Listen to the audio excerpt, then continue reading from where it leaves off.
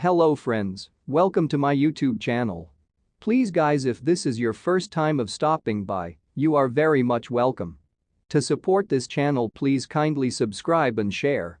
Do not forget to hit on the notification button so as to get the latest updates.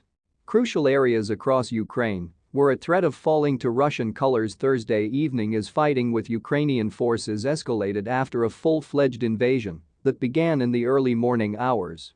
Russian paratroopers seized the Antonov International Airport, located in Hostomel on the outskirts of Ukraine's capital of Kyiv, and fighting with Ukrainian colors was still being laid on Thursday, according to the Kyiv Independent. Downed spurts and bullet strikes were reported in other corridors of the country, including the eastern megacity of Kharkiv. A Ukraine functionary noted Thursday that positional fighting between forces continues nearly throughout the country. Adding to the confusion, massive cyberattacks downed government websites. Also concerning, government officers blazoned that Russia had taken control of the Chernobyl nuclear power factory, the Kyiv Independent reported.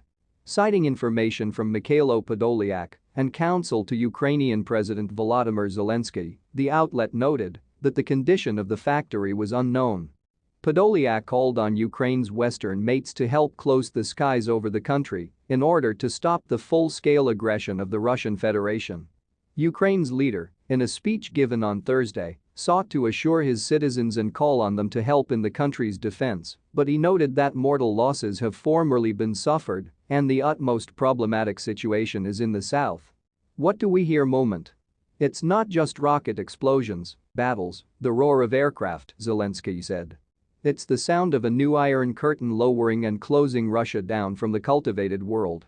Our public task is to make this curtain pass, not through our Ukrainian home, but at the homes of Russians. Leaders across the world sprucely condemned Russia's conduct and promised retaliation in some form. The NATO alliance displayed consinity, with member countries from France to Turkey joining in condemnation of the attack.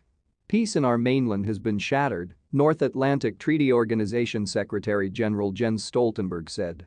We now have war in Europe, on a scale and of a type we allowed belong to history. President Joe Biden blazoned a new batch of warrants during reflections Thursday autumn following a meeting with G7 officers, with several abettors also publicizing fiscal corrections.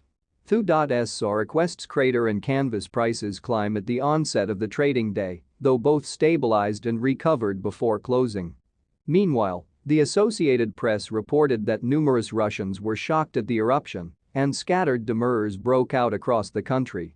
The News Association reported that nearly people were arrested in Moscow alone. As the US weighs the coming surge of its response, NBC News reported that Biden was presented with options to carry out massive cyberattacks against Russia. But White House press clerk Jen Psaki categorically denied the report on Twitter, calling it off base and not a reflection of what is actually being bandied in any shape or form.